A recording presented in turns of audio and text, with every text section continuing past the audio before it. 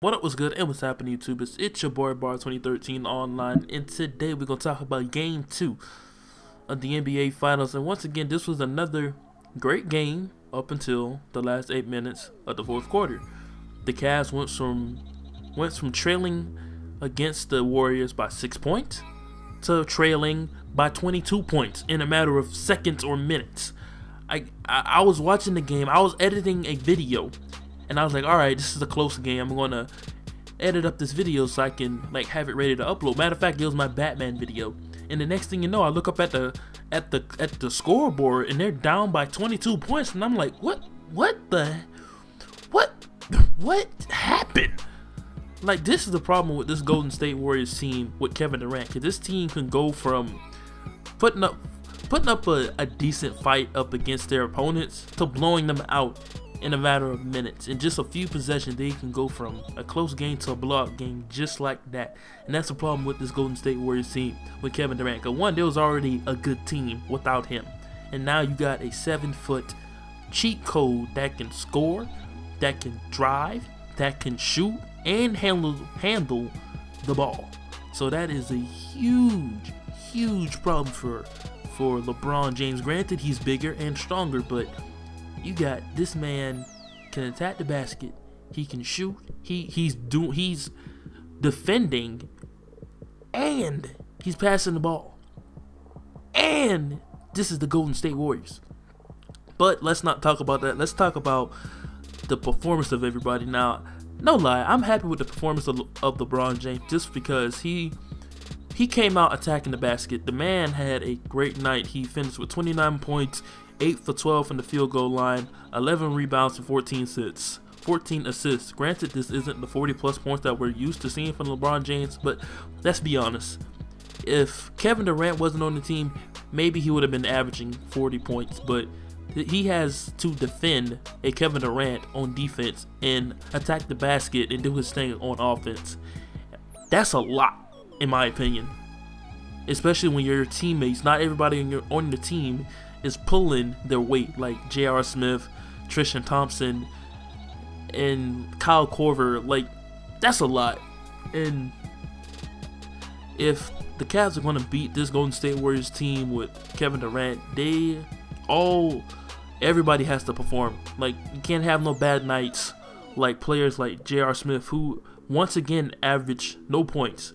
Now, Tristan, he had 8 points, but only 4 rebounds. The reason the Cavs picked up Tristan was just to get rebounds, and he wasn't even doing that. Like, Kevin Love outdid Tristan Thompson in rebounds. Like, Love, he finished with 27 points and 7 rebounds. In all honesty, I'm not upset with Love's performance because this is much better. This is a much better Love than we saw last year. Because I remember just last year, I was complaining about how insignificant Kevin Love's performance was for the Cavs last year. And this year, he's performing. He's doing a great job putting up numbers, getting on the boards. And Kyrie Irving, he managed to put up 19 points. Granted, he did have a rough night. The man was 8 for 23 from the field goal line. He shot 34%, and he shot 33% from the three-point line. So it was a really rough night for him. But he kept attacking the basket. He didn't pull a James Harden and like, he kept fighting. He kept attacking the basket. But Klay Thompson came out and just showed out. Game 1, he had an off game, at least on offense, and he came out in game 2 and went off. The man got 22 points. He was 8 for 12 from the field goal line. He was 4 for 7 from the three-point line. The man was jacking up shots. He was doing his thing. This is not a surprise to me that Klay Thompson came out and performed tonight during game 2. And Steph Curry, he had a rough first half. Like, he had 8 turnovers, wasn't really making shots, and it was just an off night for Curry in the first half. And I called it. I knew going into the second half that Curry was going to completely forget about the first half and just go off. And he did. The man got 32 points, 10 rebounds, 11 assists with the 8 turnovers. And this is the first time, one of the very few times in NBA history where you see both players, or at least players on both sides of the floor, averaging a triple-double, being LeBron James and Steph Curry. Now, like that is wow. And before I bring this video to an end, because I want to keep these videos short, shout out to Steve Kerr and you Warriors fans for welcoming back Steve Kerr. He's back on the bench coaching his team. Good to see him back on the floor, because it's always scary seeing players and coaches miss out on doing what they love because of injuries or just health reasons. So it's good to see Steve Kerr's back. But let's also talk about the score. And before I wrap it up, the game final score was 113 to 132. The Cavs cannot take this kind of performance at home. Like, nobody wants to see another 3-0 comeback, 3-1 comeback.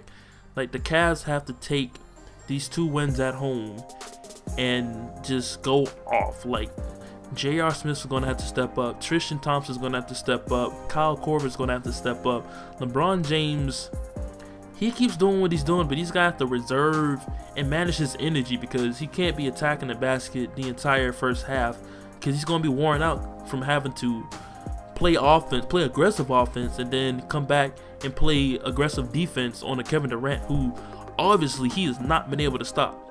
And let's talk about KD's stats, because I actually didn't talk about it. The man finished 33 points. Freaking 33 points, 13 rebounds, 6 assists, and 5 blocks. The man is damn near wreaking havoc on LeBron James and the Cavs. Like I said earlier, the man is a 7-foot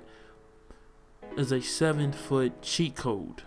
Like, the Cavs, if the Cavs are going to beat this Warriors team damn near the Monsters, one more All-Star from a Monsters team, they need to find a way to get rid of one of these superstars. Cause that's one too many superstars on this team. They gotta. I'm not saying doing it through injury. No, don't pull a Andrew Bogut or not Andrew Bogut, Zaza Pachulia, and completely injure somebody and just put his future in jeopardy. But get somebody out the game. Put them in foul trouble. Put Draymond Green in foul trouble. Freaking I don't know. But the Cavs has got to find a way to weaken this Warriors team, because if not, as much as I believe in LeBron James, they have the potential of getting swept by this Warriors team if they cannot find a way to weaken this team by either getting players off the floor or putting them into foul trouble or attacking the basket more. Because what's funny is the Cavs are taking more shots than the Warriors are, and that you can't beat this team in 3-pointers. You're not going to. And the sad thing is the Cavs aren't really built to be jacking up threes and attacking the basket, because they're mainly built for threes. They got Kyle Korver, Kevin Love, freaking Kyrie Irving. Most of their bench, most of their players are spot-up shooters, and right now they're not shooting well. But I don't know. We're going to continue this in the comment section. You guys, what are you guys' prediction for this series? Like I said, I believe in King James 7-game series. Y'all let me know in the comment section below. This has been your boy Bar 2013 online, and I will see you all later.